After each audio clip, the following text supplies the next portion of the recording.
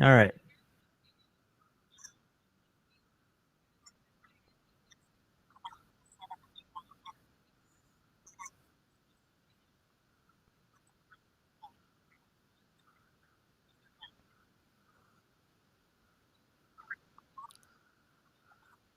I would, and if I had Ben's last name in front of me, I would, I would introduce you properly. It is Tippett, yeah. Okay. Oh wow. Okay. Yes, aren't I helpful?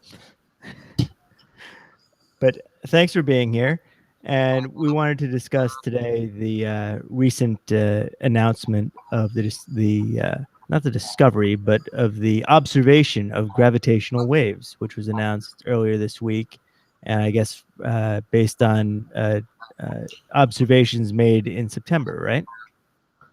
From Ben, two is that- LIGOs. Yes, that's right. That's right. Should I talk? Yeah, by all means. that's why you're here.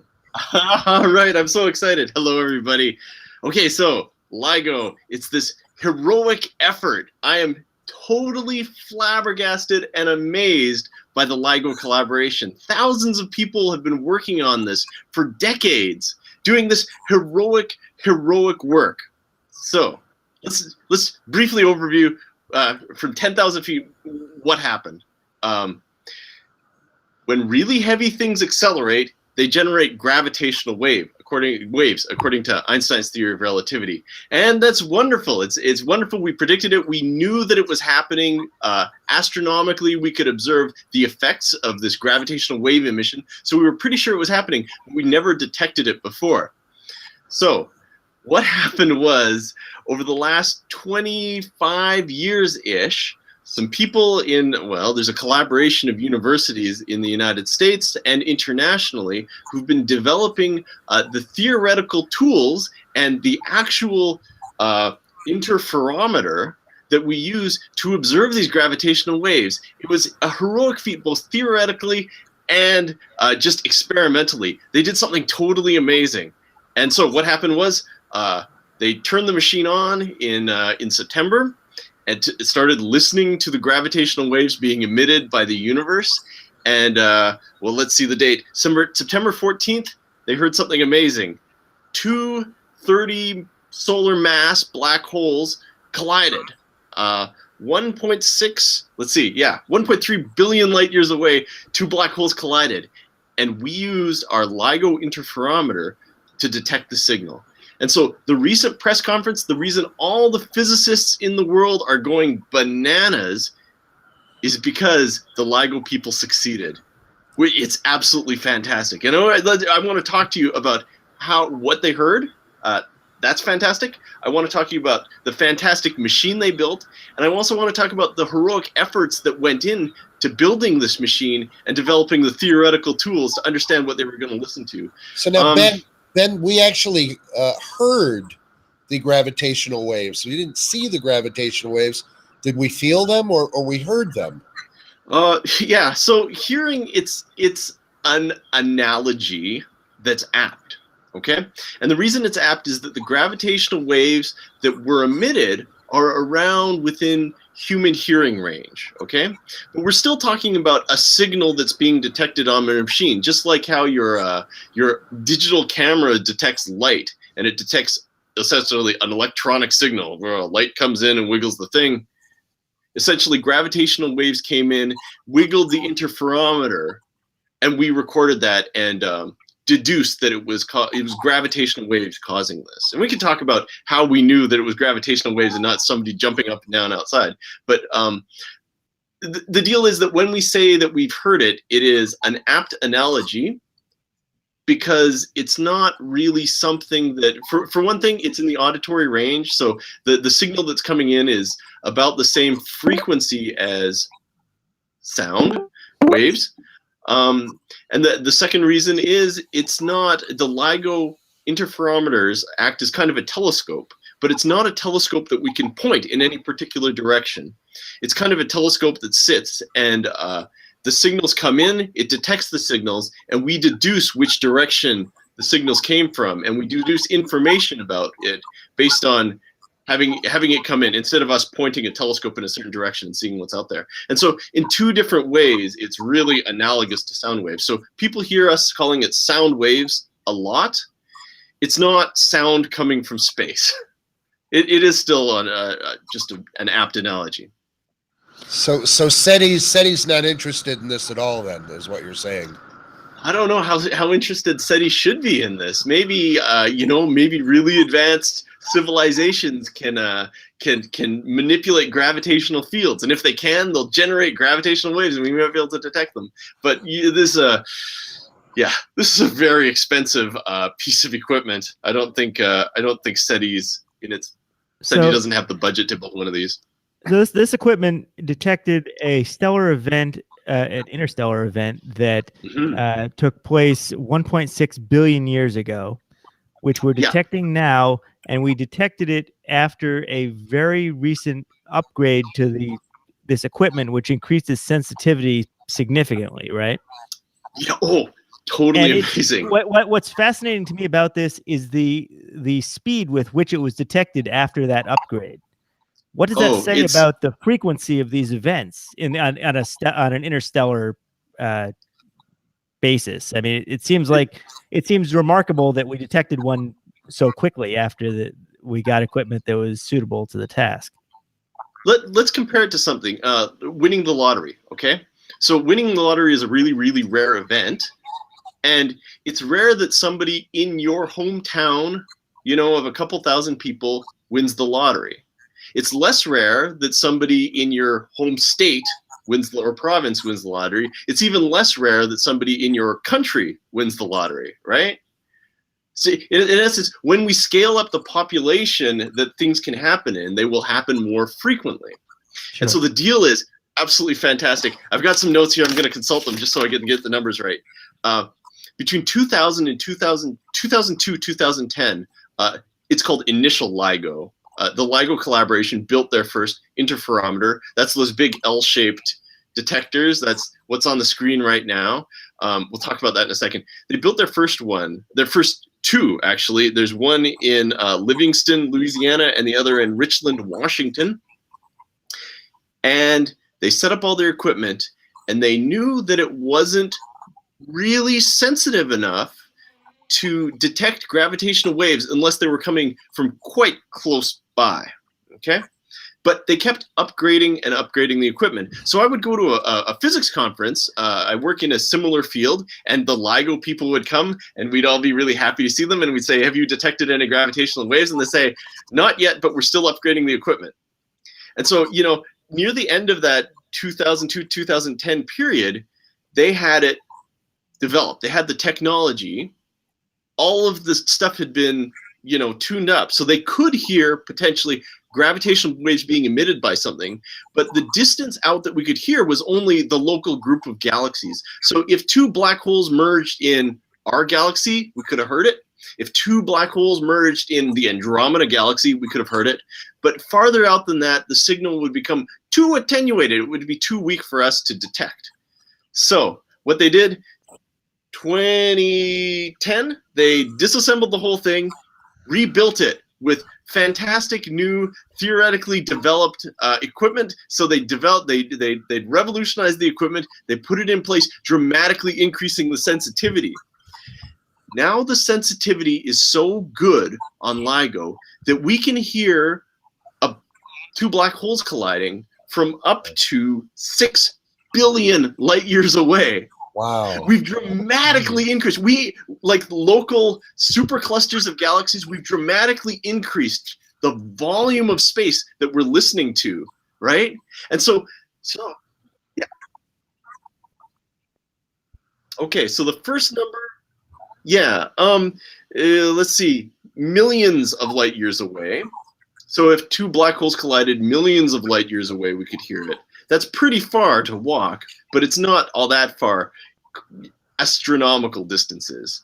Now we can hear 6 billion light years away. so far away, like much far. The volume that we're listening to is dramatically increased. And so as a result, we can detect these things. They're going to happen more often within our listening range because we've so dramatically increased the volume and the number of galaxies that we're listening to.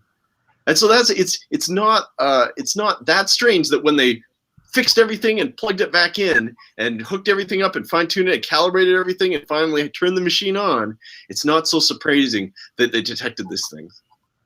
So, Ben, here 100 years ago, when Einstein came up with the theory of gravitational waves, it was just that. It was a theory.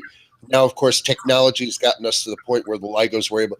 Do you think that there are other events out there that are theoretical at this point, that technology may allow us to, who knows, in 10, 15, 20 years, be able to actually verify and discover? Okay, well, that's an interesting question. So the LIGO interferometer, it's essentially a telescope. It's a telescope that listens to gravitational waves. And this opens up a variety of interesting possibilities because we don't know exactly what we're going to hear.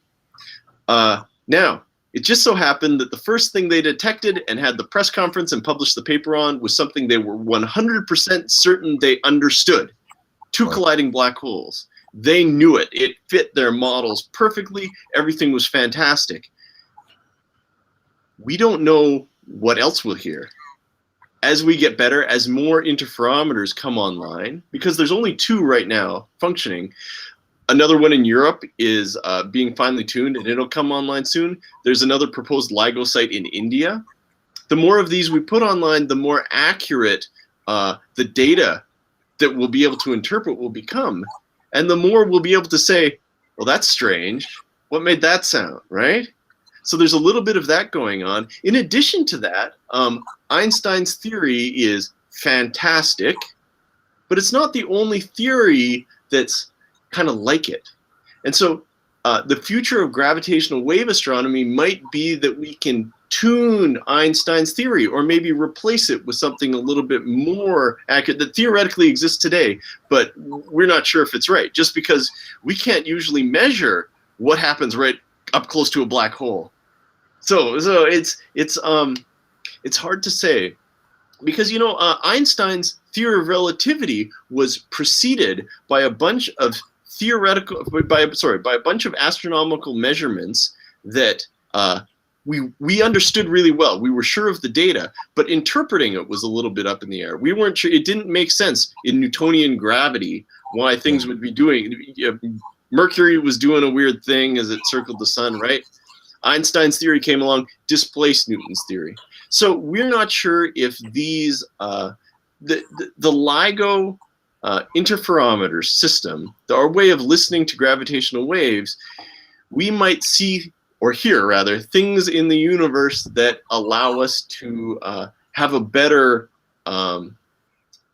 sense of which gravitational theory is more correct than Einstein's. Is it? Oh. All right. So I think that's John trying to come back. John should be able to bring himself in now separately from the display. I had one other question too. The two black holes. You said that they were the equivalent of they're 30 times the mass of our sun. Yeah. So together, this is 60 times the mass of our sun. But yet the black holes are only slightly larger, around the size of Washington, D.C. Yes, it's because a black hole doesn't have any matter in it, or it's not made of matter. So what happens is you gotta go. The story goes back to how a black hole forms, at least as far as we understand it. The deal is that there's pressure, in essence, interatomic, intermolecular forces are the reason that we can not fall into the center of the planet, right? There's a floor under me pushing me up. What keeps clouds in the air? Buoyancy and the temperature of the air around them. So there's a variety of things at play that keep things from falling down into the center of the Earth. But gravity wants to pull everything down into the center. So what happens in a star is when it gets really old, it kind of runs out of fuel. Stars work by essentially fusing two elements together. Doing so releases energy that generates heat. That heat is what puffs up the star and keeps it all from. It's essentially a big cloud of gas that wants to collapse down into a center, but all the heat generated in the middle keeps it from collapsing down. So what happens is if it's too heavy and if it's too, if it runs out of fuel, that heat no longer gets generated, and slowly the center starts collapsing. And then what happens is you end up with all sorts of weird catastrophic things. You get a supernova in essence. The core collapses, generates a wave of neutrinos. The whole thing blows off, and what's left behind is essentially a core of weird matter. And that weird matter can do one of a variety of things. If it's not really, really heavy, it can just kind of sit around like a big ball of metal. If it's heavier, it might collapse down into, say, a neutron star, which is just made of neutrons. It's a big ball of neutrons held together by gravity. And if it's even heavier than that, what'll happen is there won't be any nuclear forces strong enough to resist the push of gravity that's trying to compact it all down to a point. So what happens is it gets all crushed down to a point. Now, what's a black hole? Black hole is the gravitational field of that matter that's left behind. Because what'll happen in Einstein's theory of general relativity is that there's a radius around every mass. There's a radius associated with every mass, where if something's smaller than that radius, light won't be able to escape from the gravitational field. Okay? So essentially, all a black hole is it's the gravity, it's the space-time curvature that's left behind after the matter's collapsed down to nothing. So when we say these two black holes are colliding, really, we're saying these shadows, these remnants of gravitation, all that's left is gravity. All that's left is space-time curvature, whatever that is. And those two balls of space-time curvature are merging to make one big ball of space-time curvature. That's crazy. Yes. So when people say that a black hole's size is the size of Washington, D.C., they're not saying that the matter that there's a ball of matter that's the size of Washington, D.C. They're saying that radius past which light can't escape, that radius, if you fall into a black hole, you're crossing that radius. It's called the event horizon, or the just the horizon of the black hole. So what we're saying is will there those be a two test on horizons this in the morning, merge. Ben? Yes, and lots of math.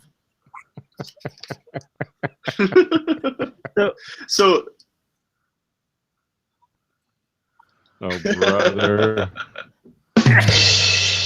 So Ben, my when I saw this graph here and I saw it live, they took the Hanford data separate, then the Livingston data, and then they reminded me of the movie Contact, where she called the other observatories.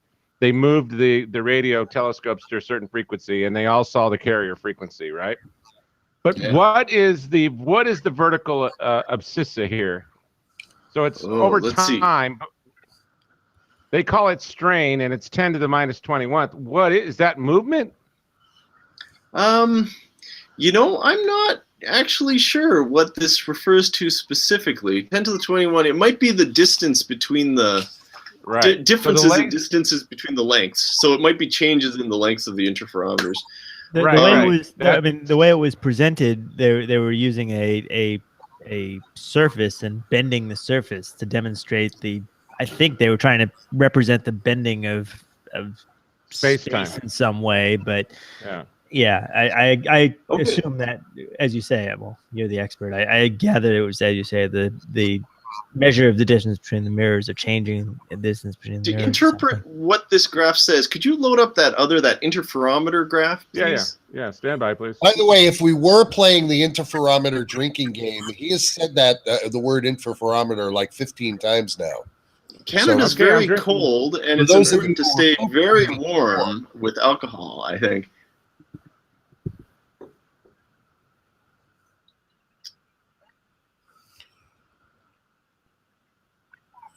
What's in the center of gravity? A 1, 2, 3. It's a Tootsie Roll.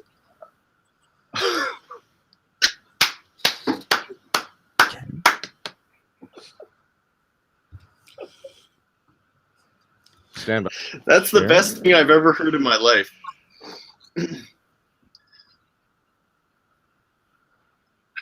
Okay, so this is a schematic of an interferometer. LIGO is a type of interferometer. Before we go any further, I want to talk to you about what a gravitational wave does when it passes through something. Okay? Space-time is all about distances. The idea in Einstein's theory of gravity is that distance scales are dynamic things. I like to describe it in terms of like, okay, if I take two things and I hold them steady, the distance between them isn't changing, right? Right. Einstein's theory says that that's not always the case. The distance between them is a dynamic quantity, depending on, maybe a black hole flies between them, I don't know, whatever the case. That distance might change even though the objects aren't moving. Okay? So where the introduction of a black hole within a certain distance of the interferometer would cause space-time to curve, and the distance would then... if a black hole passed close enough to the interferometer, we'd be in trouble with that. But overall, this idea...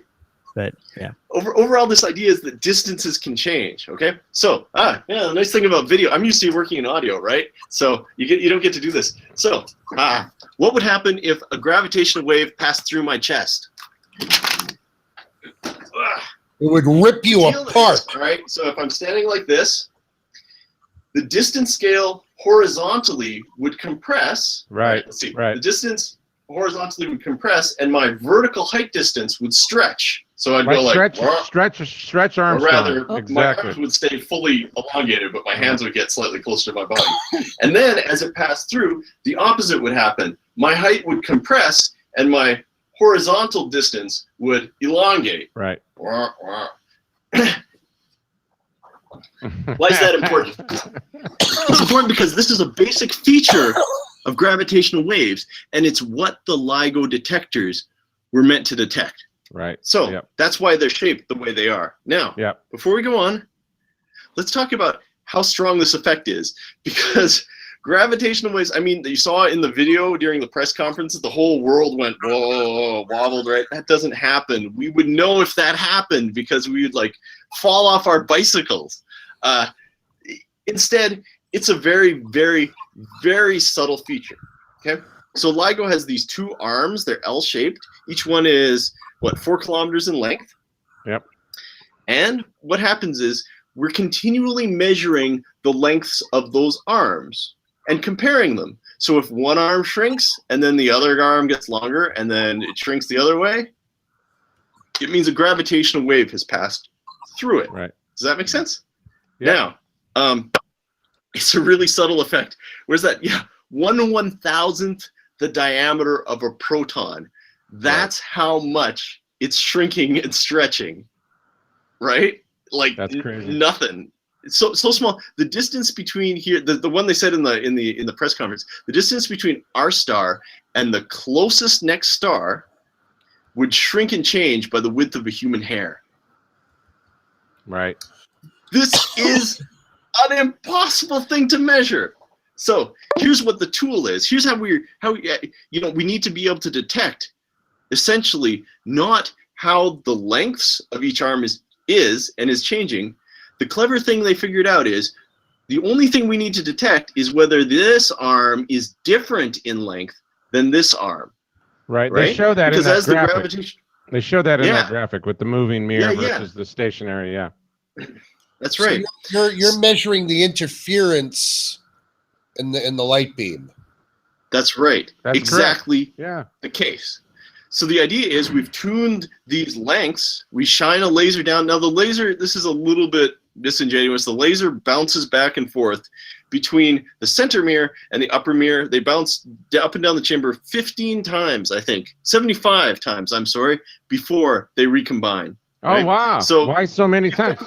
Just to... Well, instead, because this way... No. It's because this way, instead of a 4 kilometer arm on our L's, each of these 4 kilometers, by 75. 4 times 75 times in their length, right? So effectively, they're hundreds of kilometers long. Gotcha. But even then, it's still going to be a really, really tiny effect. Yeah. So the idea behind an interferometer is the light goes down, bounces back. Light goes down, bounces back. It's like okay. So imagine each of these photons. It's a runner. It's a runner that we knew exactly how fast each it is. Right. So you take a runner, Ben Johnson, Canada's famous. No, Donovan Bailey, Canada's famously not disgraced runner. No, yeah, he was disgraced. Yes. Okay.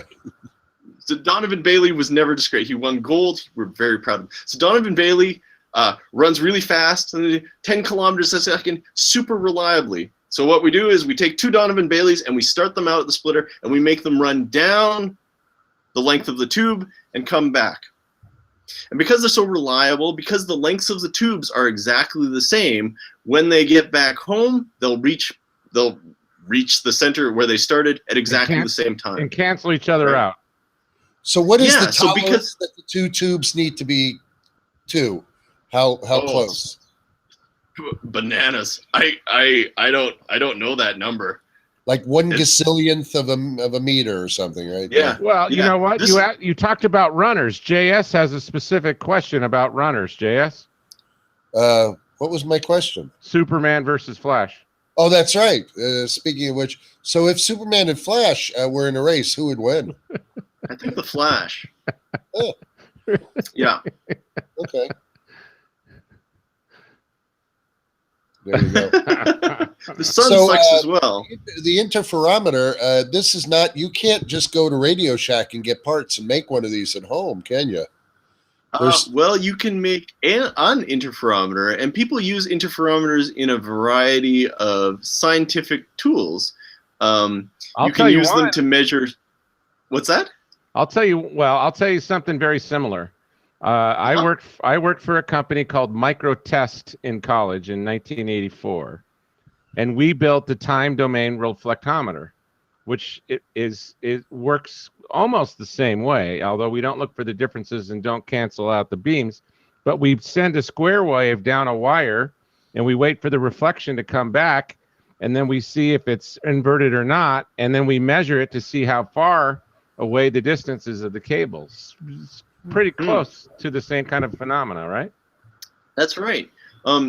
The neat thing about an interferometer, it's actually a very old tool. It's been used for over 100 years, I know. It was one of the tools that they used to first bring in Einstein's theory of relativity. Special relativity was inspired by a measurement made with an interferometer.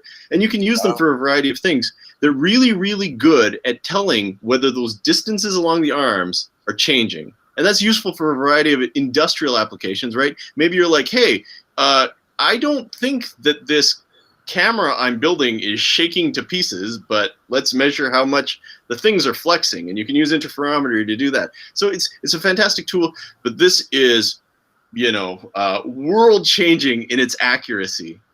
So they got, and now because of this, they're going to get a ton of more funding. Yeah, that's what's great about it, right? Yeah.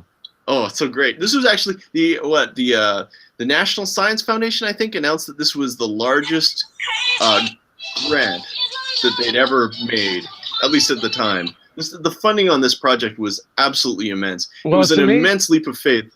It's amazing to me that this thing has sustained over the past 25 years through significant recessions here in the U.S. and worldwide, and they continued on believing that they were going to have an event like they had in September. It's amazing. Well, yeah. I agree wholeheartedly. There were some interferometers. They were planning a space-based interferometer that would measure. So it would be much, much larger than the LIGO facility. I'm afraid I forget how many thousands of kilometers. Wow. It would be a triangle-shaped interferometer, absolutely immense, and it had its funding cut in one of these recessions. So but LIGO made it through, and it did great work. Oh, funding cut. So it's amazing that this is unlike EMF, where Galileo came up with the telescope using visual spectrum and then radio and then X-ray. And this is another instrument that we can use to monitor the world around us. It makes sense to me that we would have these kinds of things to know what's going on in the universe around us. Well, people don't really... so before I go on, immense dividends.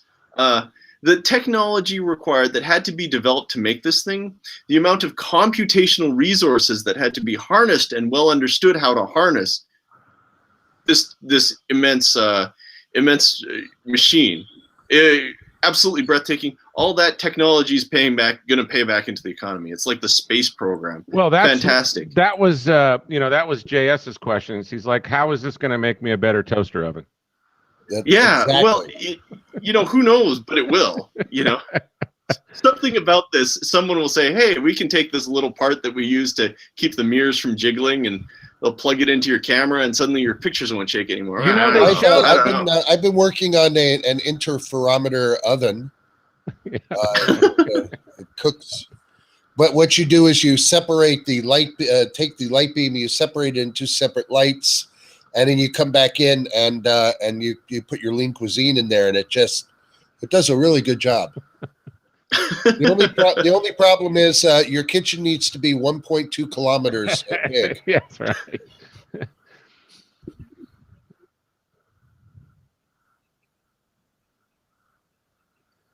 Yeah, but we don't know what gravity is. So how can you have the anti version of gravity? Oh, brother. That is a very good pun. I get it now. It took me a second.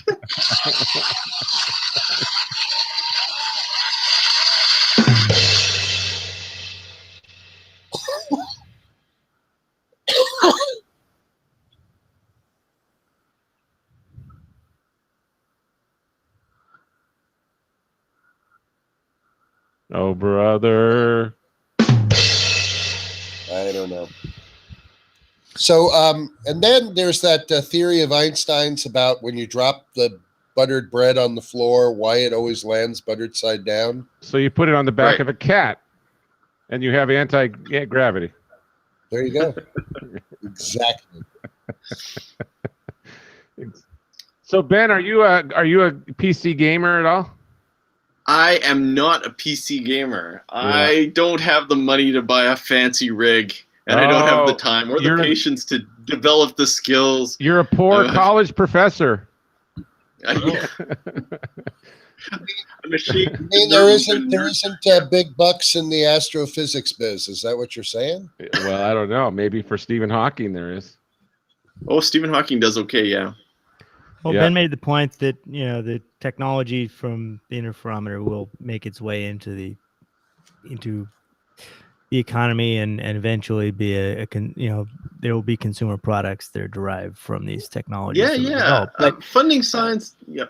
I was going to say, who really thought that? Wait a minute, though. I just thought of it. What if self-driving cars, they're using LiDAR, and what if gravitational waves come through and fuck up all their LiDAR, dude? Big accident. Well, you might miss your parking space by 1/1000th of a proton, but damn it, man. You can walk the distance. Don't blow my doomsaying predictions. Now, more to the point, though, you were saying that it was well understood what waveform might be presented by binary black holes.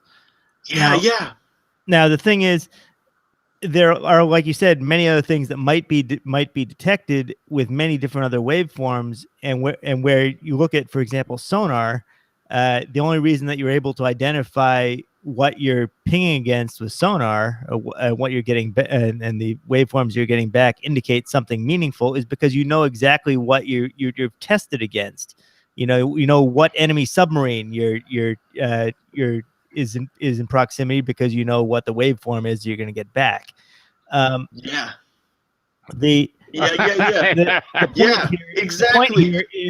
The point here is how do you go about evaluating what other phenomena you're going to be observing without actually observing them in some other manner? That's a great question. There's two parts to it that I want to talk about. I'll answer your specific question, which is, how can you hear something you're not expecting if you don't know what it's going to sound like? Right. I'll answer that in a second, but before then, this is exactly This is exactly like sonar. Imagine you're doing sonar for the first time, but you have no idea what anything sounds like. And you know that you're going to launch your submarine in 20 years or whatever, and you just have to figure it out. So what you do is you take thousands and thousands of graduate students, and then you make them essentially in the laboratory, in their computers, do simulations to see, okay, so if we bounce sound wave off this, what's it going to sound like? What's that sonar going to come back? We bounce it off a whale, what's it going to sound like? 250,000 templates. 250,000 different simulations have been made that are fit to the data as it comes in. Wow. So one of the two ways that LIGO detects gravitational waves, so essentially the deal here is we've talked about we're measuring these distances wiggling, the distances between the mirrors is wiggling, and that's what we're looking for. Right. One of the ways they can wiggle is if any vibration happens anywhere near it, right? So somebody jumps up and down, that will cause the things to wiggle. Just a little bit. Everything's super isolated. Angel's wiggling right now. As isolated from the external environment as it can be. But there's still going to be some, a little bit of noise. In fact, you looked at that graph we showed earlier. There's noise. You listen to the LIGO sound that they play. Mostly it sounds like, right. It's just noise, acoustic noise. Yeah. So, acoustic thermal noise. So essentially, that's why they have two of them, because they essentially take all that data coming in and then they use the templates to see which possible thing. There's a little bit of noise and then you go, okay, well, this kind of looks like two black holes, but we don't know. They don't say, yes, we found two merging black holes, unless both the LIGO facilities, the one in Hanford, the one in Livingston, both of them, they don't say they've detected something unless both of them agree on which template it sounds most like. Well, so this is one of the two ways they analyze the data. There's two independent data analysis streams. So what they do is the data comes in essentially constantly, lots of noise and stuff. Yeah. And then they essentially take all that information and in real time plug it into templates to see if it looks like anything. And it's hard because noise looks like all sorts of things. So they can eliminate ovens, Wi-Fi interference, whales. Whales, right? People jumping up and down, trucks passing. Yeah. It's crazy. Yeah. But they can because they can compare it to the two facilities at the same time. A truck might be driving past this one, but it won't be driving past this one because they're on opposite sides of the continental United States. Or earthquakes. Yeah. Right. Yeah. So that's one of the various sources of error in this is earthquakes. So, but you would like to be most efficient. Wouldn't you like to have like 12 of these things worldwide? Oh yeah. Yeah. Yeah. That's right. Yeah. So that's why I said at the start of the show, we're really excited that they're going to build more. More are coming online in the near future, and more are being built in the longer term. India's just approved their LIGO facility. I believe. Yeah. And so they'll all be tied together. So they'll be collaborative. Yeah. Yeah, that's right. Yeah. Just in the same way, so that they can. I have the sounds right here from the waves. I believe you should hear them any second coming on here. This is standing by. Okay. Yes, we've seen it.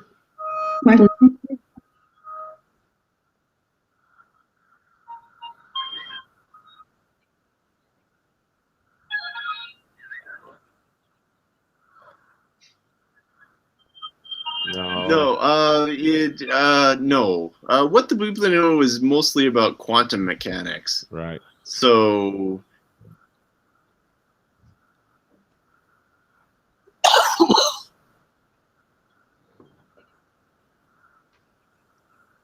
What is this? Oh, that's a good question. I'm afraid I don't know the answer to that one. It's been a while since I watched What the Bleep We Know. If they're measuring radio waves is totally different than what these instruments measure. They don't measure anything related. Now, could the TARDIS traveling through time and space also distort things for the interferometer? I believe so. Yes. Okay. Next question.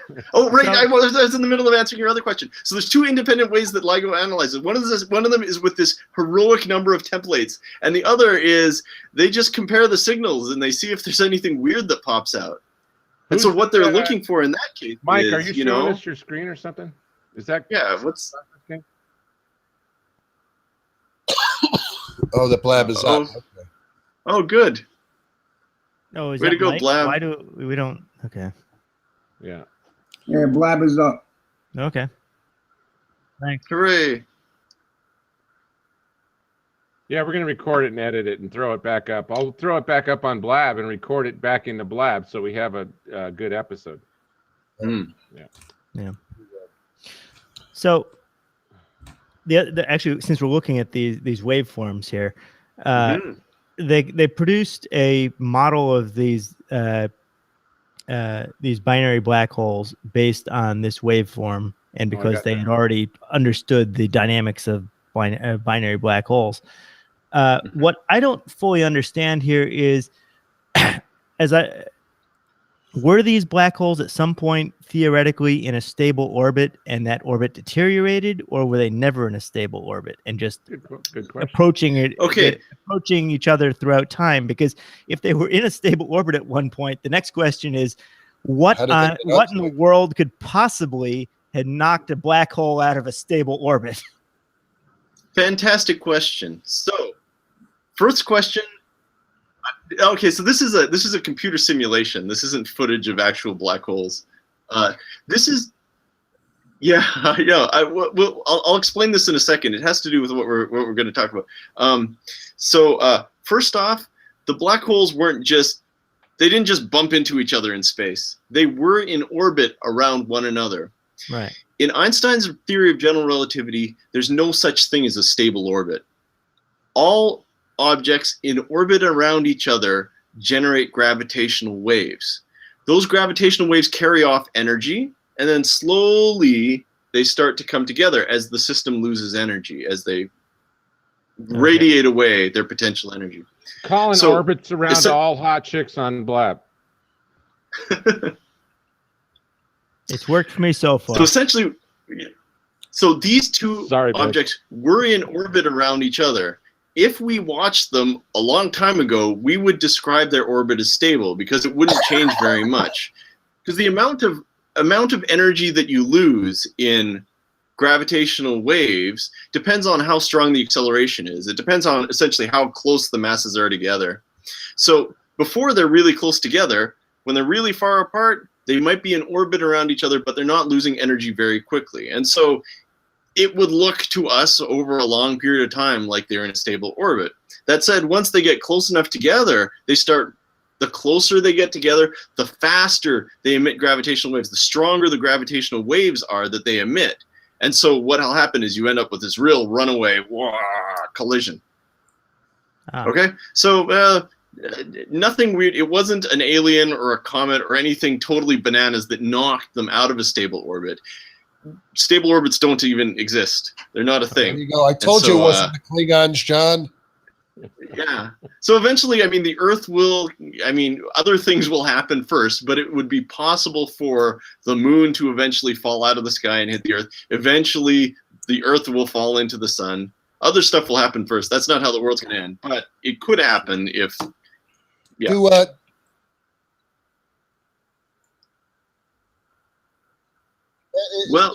is there a group does somebody get to name? Does somebody get to name the singularities? Do they actually get names? Oh, that's a good question. This black hole does have a name. This event that they detected has a name. It's BH and then a bunch of numbers. I'm afraid I don't have that name on me right now. You can follow it on Twitter, though, and it's fun. For $9.95, I couldn't call it Angel or something like that. Like if I wanted to do that. Well, I don't. There are star naming programs where you can pay someone $20 and have your name entered into a star registry, but those registries are they're not very official. Astronomers will keep, even if you call it, you paid somebody to name that star Betty Star, astronomers will still call it, BH 1520309. So I think I Colin shouldn't would do call that. it- I'm sorry. I think Colin would call it D's nuts, right, Colin? That seems appropriate here, doesn't it? Well, eventually it turned into D's nut, right? Yeah, which is really kind of a depressing thought when it comes down to it, wouldn't you say, Sausage? Yeah. So eventually, There's a then horror- everything is just going to like collapse upon itself, and the That's a good- universe will just I kind of. don't think they know. That's conjecture, right? There is conjecture about it. The current theory seems to tell us, or at least in the current framework, in the current theoretical framework, our astronomical observations seem to indicate that the universe is expanding at an accelerating rate. Interesting. Which means that everything in our galaxy will probably end up collapsing down into the central black hole at the middle of it eventually, long time. Cool. But other galaxies won't end up smushing up with our own. I guess, we're on a collision course with Andromeda, so that'll happen. But in the long time scales, far away galaxies will just recede away from us instead of collapsing down in on us. Because eventually everything will be Colin's made of actually black been holes, doing yeah. testing of this theory with pizzas, and he Uh-huh. did a with collapsing great pizza the success other night. experimentally. It's been Yeah. Hey, Ben, I just wanted to thank you for your appearance Yeah. and your time that you've spent with us crazy And your guys. patience, and Blab does not normally do this, my friend. Well, that's Sorry. okay. I mean, This is the first time this has happened to us. And we I recovered understand. quite nicely. And you obviously have a good sense of humor. I'd love to read the Yeah. Superman paper and see what that's all about. Oh, you should. You should read my Superman paper and my paper about Cthulhu and my paper about the TARDIS and my paper Yeah, about Spider-Man. I was I'm just telling working on the somebody about that TARDIS today. paper. That was my planned reading for this afternoon until I got sidetracked by these And bozos. please feel free to call upon any of us if there's anything we can do for you. Or I will.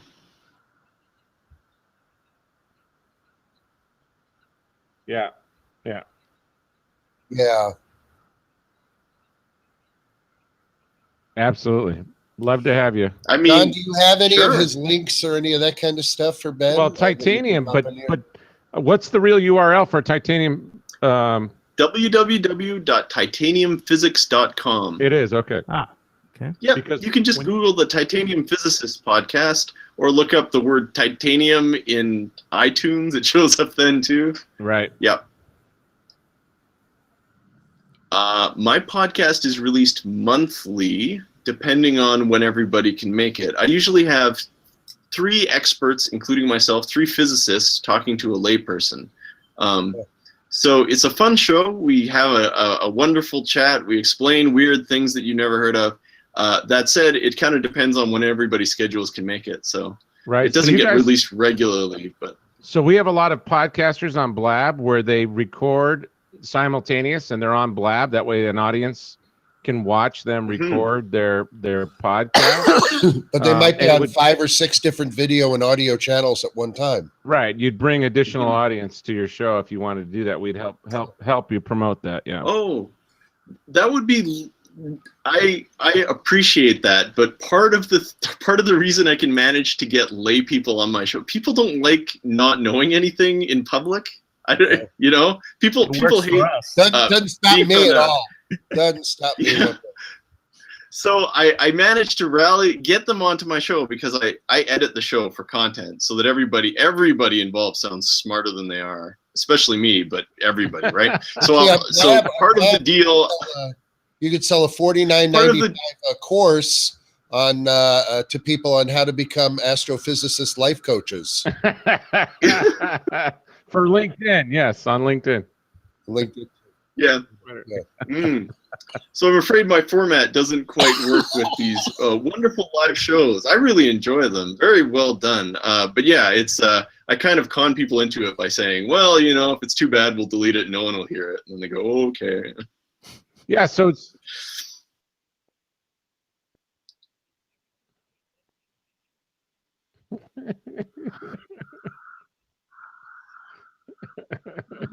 Well, yeah, it's important.